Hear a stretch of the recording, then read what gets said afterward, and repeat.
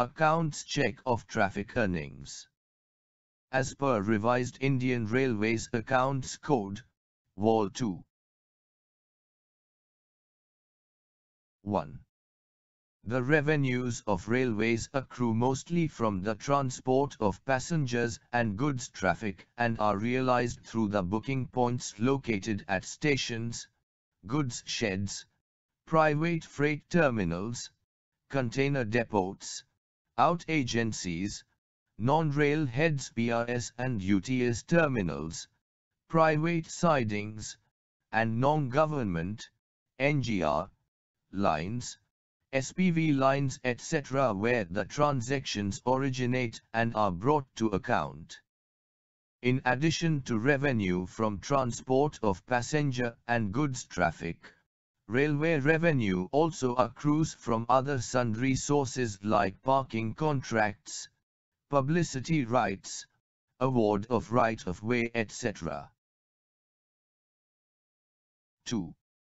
Accounts check of traffic earnings. The essential duty of the Accounts Office in the matter of check of traffic earnings is to see 1. That the party to whom the service is rendered pays the amount due as per applicable tariff rates. 2. That the railway servants receiving payment correctly accounts for the and 3. That, if more than one railway renders the service, the amount is apportioned between them as per approved methods of apportionment, unless otherwise provided for any specific traffic. It is the duty of the Traffic Accounts Office to issue carriage bills for services rendered to Defence, Post and Telegraph, and other department, etc. and to realize the railway's dues from them either in cash or by book transfer as per extant arrangements, and to watch the outstanding on this account. 3.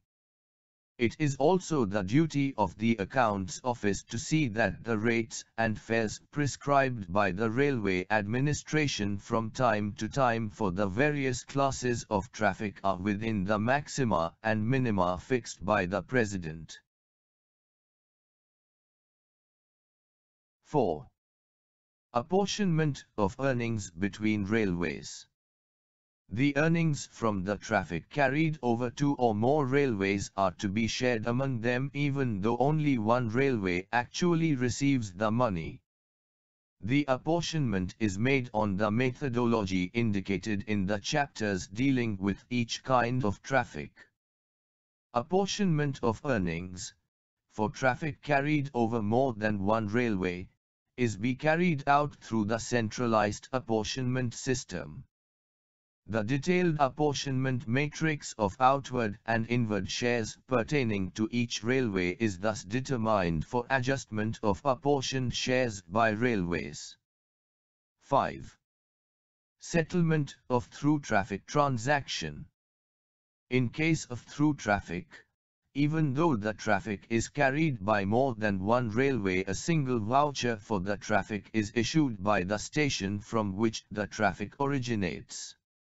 After the internal check of such vouchers, etc. is completed in the Accounts Office, the earnings are apportioned between the railways, on the basis of apportionment advised by the apportioning agency under Centralized Apportionment system to all the railways involved in through traffic transactions. The settlement of through traffic transactions between the railways takes place monthly on the basis of net results of such apportionment advised by the apportioning agency under Centralized Apportionment system. 6. Case of loss of revenue, or extra expenditure to be reported to the Executive.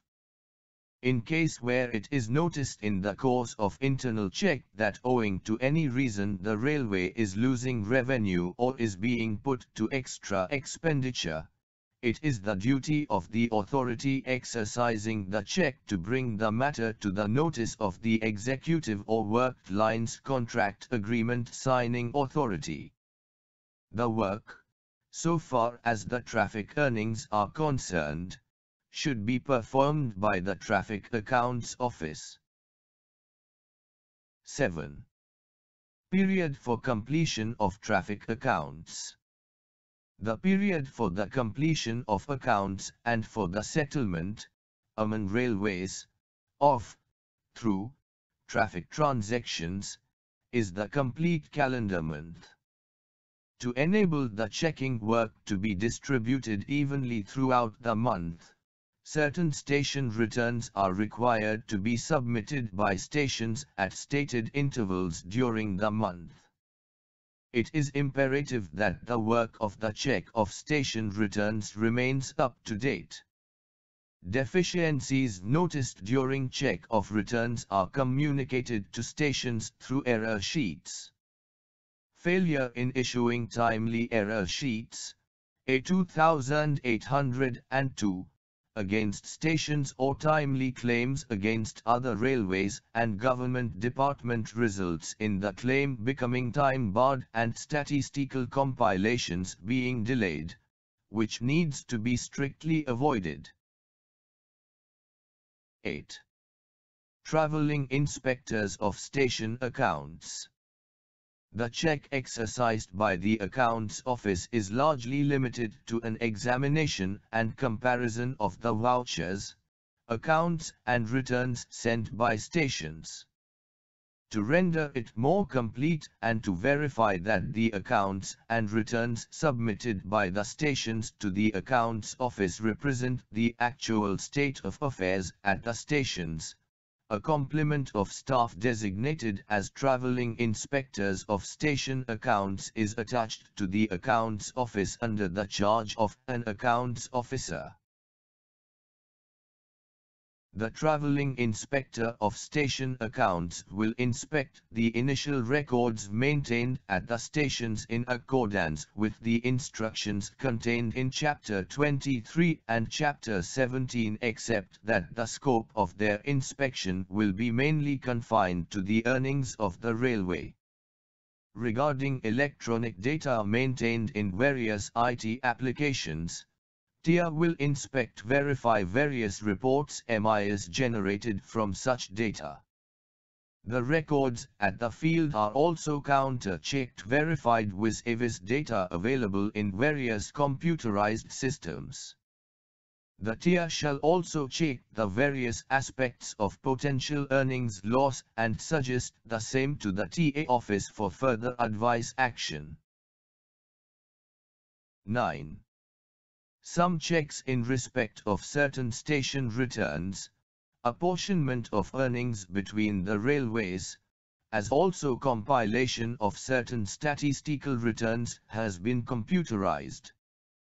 The computerized processes being followed and details of checks exercised in the Traffic Accounts Office have been incorporated at appropriate places in this volume. Thanks for watching.